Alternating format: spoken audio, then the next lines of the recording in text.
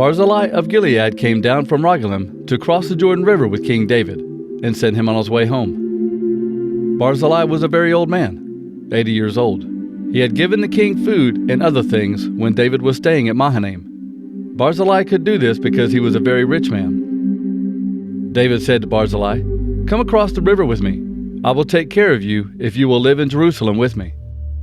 But Barzillai said to the king, "Do you know how old I am?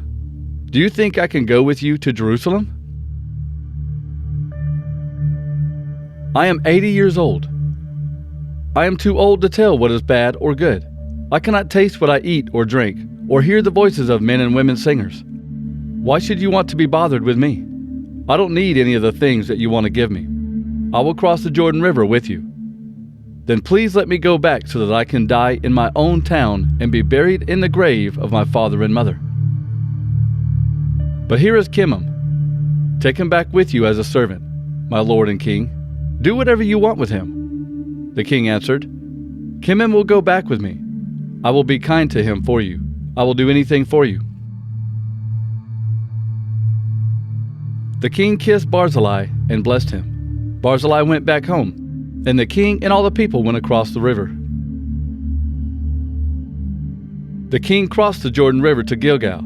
Kimham went with him. All the people of Judah and half of the people of Israel led David across the river. All the Israelites came to the king and said to him, "Why did our brothers, the people of Judah, steal you away?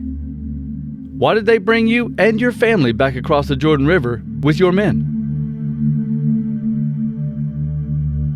All the people of Judah answered the Israelites, "We did it because the king is our close relative. Why are you angry with us about this? We have not eaten food at the king's expense. The king did not give us any gifts." The Israelites answered, "We have 10 shares in David, so we have more right to David than you do. Why did you ignore us? We were the first ones to talk about bringing our king back." But the people of Judah replied with words that were even louder and angrier than those of the Israelites. At that place there was a man named Sheba, son of Bichri. Sheba was a worthless troublemaker from the tribe of Benjamin. He blew a trumpet to gather the people together and said, "We have no share in David. We have no part in the son of Jesse. Israel, let's all go home." So all the Israelites left David and followed Sheba, son of Bichri. But the people of Judah stayed with their king all the way from the Jordan River to Jerusalem. David went back to his house in Jerusalem. He had left 10 of his slave women to take care of the house. He put these women in a special house. Then he put guards around the house. They stayed in the house until they died. David took care of the women and gave them food, but he did not have sexual relations with them. They lived like widows until they died. The king told Amasa, "Tell the people of Judah to meet with me in 3 days. You must be here too." So Amasa called the people of Judah together, but it took longer than the king had told him. David said to Abishai, "Sheba, son of Bichri, is more dangerous to us than Absalom was. So take my officers and chase Sheba. Hurry, before he gets into cities with walls. If he gets into the well-protected cities, we will not be able to get him." So Joab took the Kerethites and the Pelethites and the other soldiers with him and left Jerusalem to chase after Sheba, son of Bichri. When Joab and the army came to Big Rock at Gibeon, Amasa came out to meet him. Joab was wearing his uniform with a belt that held a knife. As he walked toward Amasa, the knife on the belt came out. Joab asked Amasa, "How are you doing, brother?" Joab reached out with his right hand and grabbed Amasa by the beard to greet him with a kiss. Amasa didn't see the knife that was now in Joab's other hand. Joab stabbed him in the belly, and Amasa's intestines spilled out on the ground. There was no need for Joab to stab him again.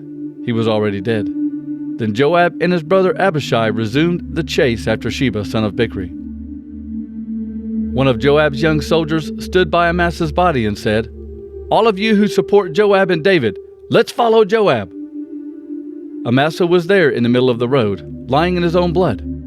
The young soldier noticed that all the people kept stopping to look at the body. So he rolled the body off the road and into the field and covered it with a cloth. Once the body was out of the way, The people simply passed it by and joined up with Joab to go after Sheba, son of Bichri. Sheba, son of Bichri, passed through all the tribes of Israel on his way to Abel-Bezmaachah. All the Berites joined together and followed Sheba. When Joab and his men came to Abel-Bezmaachah, they surrounded the town. They piled dirt up against the city wall and began breaking stones out of the wall to make it fall down.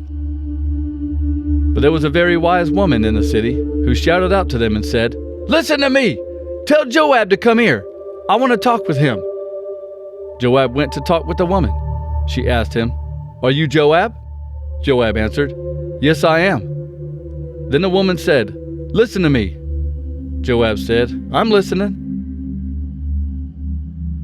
Then the woman said, "In the past people would say, 'Ask for help in Abel, and you will get what you need.' I am one of many peaceful, loyal people in this town. You are trying to destroy an important city of Israel. Why do you want to destroy something that belongs to the Lord?" Joab answered, "I don't want to destroy anything. I don't want to ruin your city, but there is a man in your city from the hill country of Ephraim. He is named Sheba, son of Bichri. He rebelled against King David. Bring him to me, and I will leave the city alone." The woman said to Joab, "All right, his head will be thrown over the wall to you." Then the woman spoke very wisely to all the people of the city. They cut off the head of Sheba, son of Bichri, and threw it over the city wall to Joab. So Joab blew the trumpet, and the army left the city. The soldiers went home, and Joab went back to the king in Jerusalem. Joab was captain of the whole army of Israel. Benaiah, son of Jehoiada, led the Kerethites and Pelethites. Adoniram led the men who were forced to do hard work. Jehoshaphat, son of Ahilud, was the historian. Sheva was the secretary. Zadok and Abiathar were the priest, and Ira from Jair was David's personal priest. A song of David that he sang to the Lord about Cush from the tribe of Benjamin. "Lord, my God, I come to you for protection. Save me from those who are chasing me. If you don't help me, I will be torn apart like an animal caught by a lion. I will be carried away with no one to save me. Lord, my God, I have done nothing wrong. I have done nothing to hurt a friend or to help his enemies. If that is not the truth, then punish me. Let an enemy chase me, catch me, and kill me.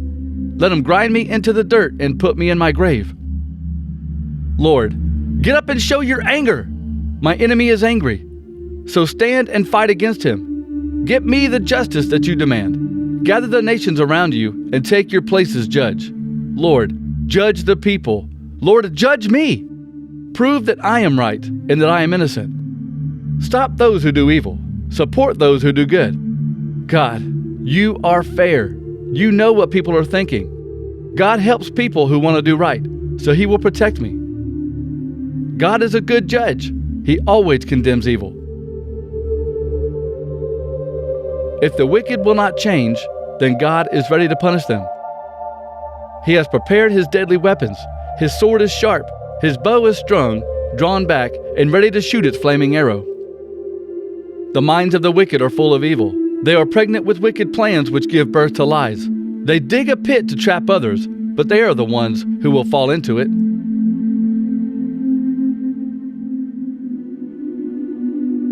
The trouble they cause will come back on them. They plan harm for others, but they are the ones who will be hurt. I praise the Lord because he is good. I praise the name of the Lord Most High. While David was king, there was a famine that continued for 3 years. So David prayed to the Lord, and the Lord answered. Saul and his family of murderers are the reason for the famine, because he killed the Gibeonites. The Gibeonites were not Israelites. They were a group of Amorites. The Israelites had promised not to hurt them, but Saul tried to kill the Gibeonites. He did this because of his strong feelings for the people of Israel and Judah. King David called the Gibeonites together and talked to them. David said to the Gibeonites, "What can I do for you? What can I do to take away Israel's sin, so that you can bless the Lord's people?" The Gibeonites said to David, "There isn't enough gold and silver for Saul's family to pay for what they did, but we don't have the right to kill anyone else in Israel." David said, "Well, what can I do for you?" The Gibeonites said to King David, "The person who plotted against us was Saul. He is the one who tried to destroy all our people living in the land of Israel. Give us 7 of Saul's sons. Saul was the Lord's chosen king, so we will hang his sons in front of the Lord on Mount Gibeah of Saul."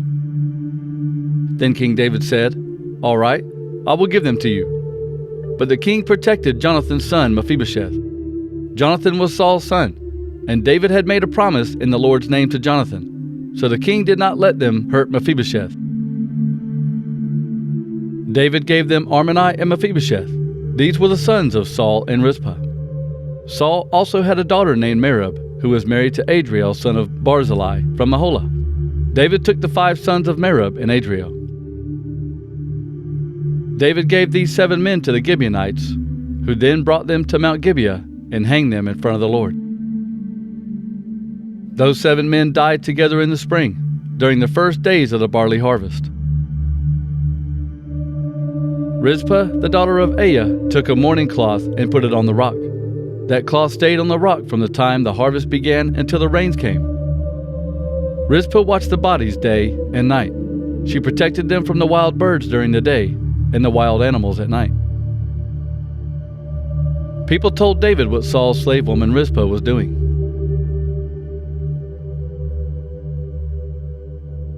Then David took the bones of Saul and Jonathan from the men of Jabesh-Gilead. The men of Jabesh-Gilead got these bones after Saul and Jonathan were killed at Gilboa. The Philistines had hanged the bodies of Saul and Jonathan on a wall in Beth-shan, but the men of Beth-shan went there and stole the bodies from that public area. David brought the bones of Saul and his son Jonathan from Jabesh-Gilead and buried them with the bodies of the 7 men who were hanged. They buried the bones of Saul and his son Jonathan in the area of Benjamin, in one of the tunnels in the grave of Saul's father Kish, as the king commanded. After that, God again listened to the prayers of the people in that land. The Philistines started another war with Israel. David and his men went out to fight the Philistines, but David became very tired and weak.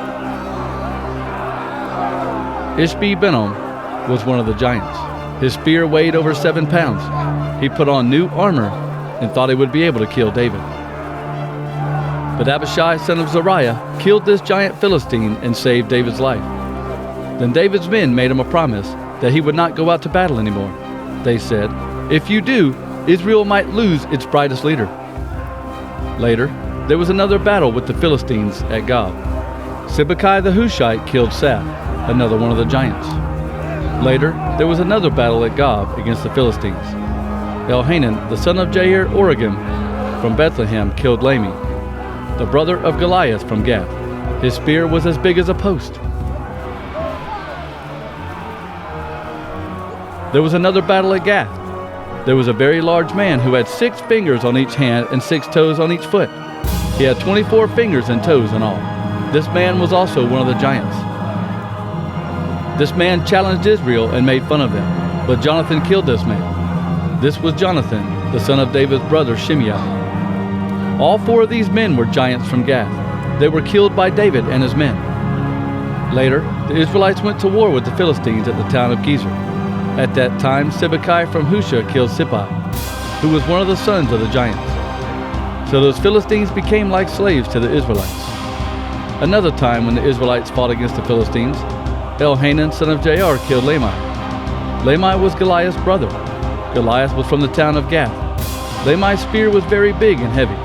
It was like the large pole on a loom. Later, the Israelites fought another war with the Philistines at the town of Gath. In this town, there was a very large man. He had 24 fingers and toes. He had 6 fingers on each hand and 6 toes on each foot. He also was the son of the giants. So when that man made fun of Israel, Jonathan killed him. Jonathan was Shimei's son. Shimei was David's brother. These Philistine men were sons of the giants from the town of Gath. David and his servants killed those giants.